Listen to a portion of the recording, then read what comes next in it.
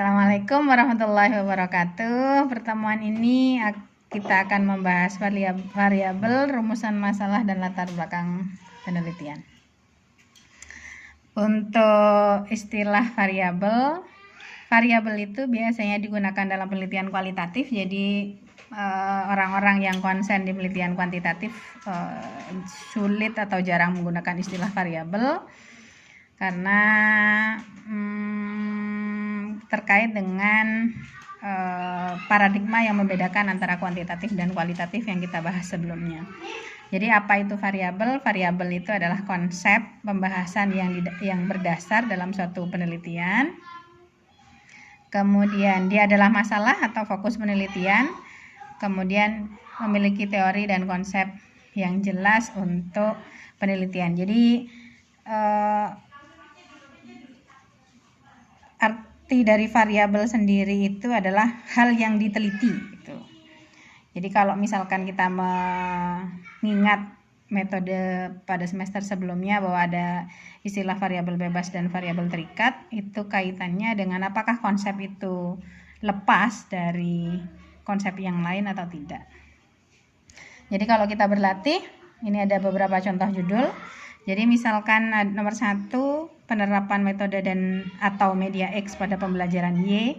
Jadi teman-teman kemarin membuat judul misalkan penerapan inquiry pada pembelajaran menulis puisi, maka apa yang diteliti? Yang diteliti itu adalah metode atau medianya, kemudian pembelajaran Y-nya. Kalau pada siswa kelas 9 misalkan, maka siswa kelas 9 tidak menjadi variabel tetapi menjadi subjek atau sumber data. Jadi variabel itu yang memang akan dibahas dan dia akan mendapat porsi yang paling besar, terutama nanti di bab 1, di bab 2, bab 3 juga dijelaskan bagaimana mekanismenya. Kemudian bab 4 itulah yang akan menjadi temuan dan menjadi dasar dalam melakukan suatu kajian atau tulisan karya ilmiah kalian. Untuk yang nomor 2, contoh judulnya adalah peningkatan hasil belajar dan aktivitas belajar melalui metode atau media X. Maka dari judul nomor 2 ini ada berapa variabel? Kita terka ada 3 variabel. Yang pertama ada hasil belajar, yang kedua ada aktivitas belajar, kemudian yang ketiga adalah metode atau media. Tapi apabila teman-teman menggunakan metode dan media menjadi mix method atau mix antara method dan media, maka akan nambah variabelnya. Jadi misalkan inquiry berbantuan media visual misalkan, maka akan menjadi variabelnya. Tetapi yang menjadi titik bahasan pada PTK misalkan bukan metode atau medianya, tetapi bagaimana peningkatan hasil belajar. Jika judulnya adalah peningkatan, ini yang menjadi titik tekan atau ketegasan dari karya ilmiah kalian. Berbeda apabila kalian menggunakan judul penggunaan metode atau media pada peningkatan hasil belajar. Jadi ada hubungan yang tidak bisa memisahkan antara hasil belajar dengan media. Yang satu menjadi terikat, yang satu menjadi bebas. Jadi pembahasan ini mungkin sudah pernah dibahas di semester sebelumnya. Nah, yang banyak ditemukan dan saya harus mengulasnya lebih panjang adalah pada konsep bagaimana ketika menulis latar belakang.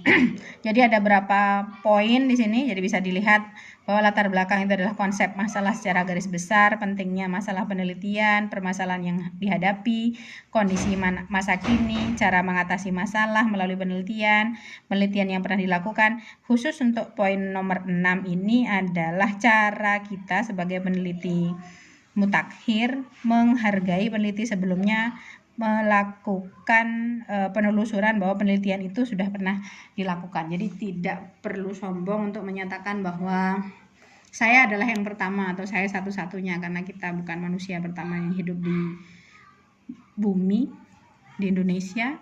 Jadi pasti penelitian itu pernah dilakukan. Kalau ada mahasiswa yang menyatakan tidak ada penelitian sebelumnya, mungkin lupa cara membuka Google. Kemudian yang ketujuh, perbedaan penelitian. Nah, ketika sudah ada ditemukan misalkan 10 penelitian di poin nomor 6, maka perlu kalian menyatakan apa perbedaan penelitian tersebut dengan penelitian kalian. Nah, ini yang disebut state of the art atau kebaruan dari penelitian yang kalian lakukan.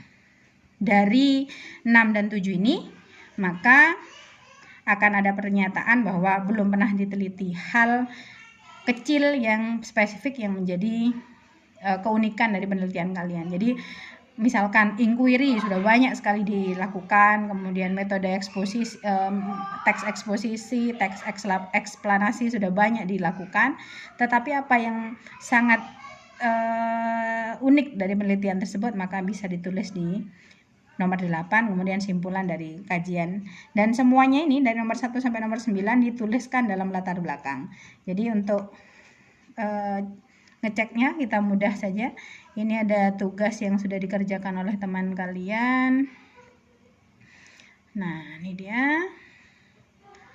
Bahasa Indonesia, gitu kan? Bahasa Indonesia merupakan salah satu pelajaran yang sangat dikuasai. Ini sebenarnya umum atau sangat umum atau lompatnya terlalu jauh dari yang diinginkan? Sebenarnya apa sih masalahnya? Gitu kan kita cari dulu. Kemudian di sini paragraf nomor 2. Menulis berarti ini juga hal yang umum, belum masuk pada masalah. Nah, di paragraf ketiga baru dia menyatakan bahwa pada observasi yang saya lakukan, kemudian ada kesulitan. Nah, maka di paragraf 2 sebelumnya dia bercerita apa pentingnya pembelajaran menulis gagasan utama dalam berita sehingga penting untuk dilakukan penelitian. Pada paragraf ketiga baru ada observasi bahwa sulit. Nah, mulai paham ya. Nah, kita cari apakah sudah ada penelitian berdasarkan hasil wawancara. Ini menunjukkan bahwa kalian menelusuri ada masalah di sekolah tersebut. Nah, belum. Jadi di sini belum ada state of the art-nya atau tidak ada state of the art-nya, atau yang saya sebut tadi di poin bagian ini. Jadi tidak ada kondisi masa kini, sudah permasalahan dia sudah di proposal yang barusan kita lihat. Nah, kemudian pentingnya belum, nomor 1 dan 2 belum, ini sudah ada, ini sudah ada. Cara mengatasi, coba kita cek lagi. Cara mengatasinya, sudah ada. Kesulitan menulis puisi itu bisa hal tersebut bahwa kesulitan siswa, ini kesulitan. Terus kalau sudah kesulitan, diapakan alternatif tindakan menciptakan metode belanja kata. Nah, ini metode belanja kata, saya merahi dulu. Ini adalah solusinya. Kemudian solusi ini dipilih alasannya mampu memunculkan imajinasi dan seterusnya. Ini kata siapa? Jadi perlu untuk dijelaskan karena kalian bukan orang yang menuliskan tentang metode belanja kata. Nah, selanjutnya kita kembali ke sini. Apa penelitian yang pernah dilakukan? Apakah penelitian belanja kata ini sudah pernah diteliti sebelumnya? Kemudian bedanya dengan milik kalian apa? Baru simpulan bahwa proposal ini layak dilanjutkan. Lalu kita cek yang lain bab 1. Nah, coba ini keterampilan berbahasa di sekolah mencakup 4 keterampilan. Oke, semua sudah tahu. Di antaranya kemampuan menyusun pikiran difokuskan pada menulis puisi. Nah, kalau langsung begini, langsung bahwa PTK ini akan nulis puisi, masalahnya apa dulu? Kalau begini berarti kan sebenarnya nggak ada masalah. Kalian mau menciptakan masalah bahwa menulis ada masalah. Jadi sudah menciptakan masalah di dalam pikiran tanpa ada observasi sebelumnya. Kemudian di paragraf kedua, salah satu keterampilan berbahasa yang dibutuhkan untuk meningkatkan, ini kan persepsi bahwa penting untuk menulis puisi. Puisi adalah Setelah itu puisi adalah, nah unsur puisi, oke, berdasarkan wawancara. Nah ini baru pentingnya ini. Nah ini jadi penting berdasarkan permasalahan tersebut. Yang merah-merah nih semuanya penting. Nah setelah itu kembali lagi pada topik tadi bahwa di sini tidak ada perbedaan dengan penelitian sebelumnya saya besarkan. Belum ada penelitian sebelumnya.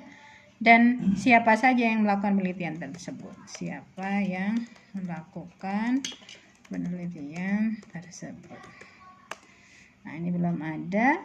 Jadi sebenarnya sudah bagus, tinggal nambah aja, dibedahi sedikit, selesai gitu.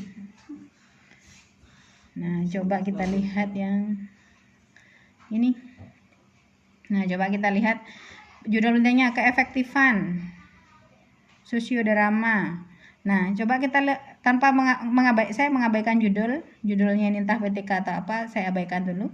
Tapi yang ingin dibahas oleh teman kita dalam judul ini, keefektifan, berarti kan ini yang menjadi variabelnya teknik asosiogram dalam pembelajaran menulis puisi.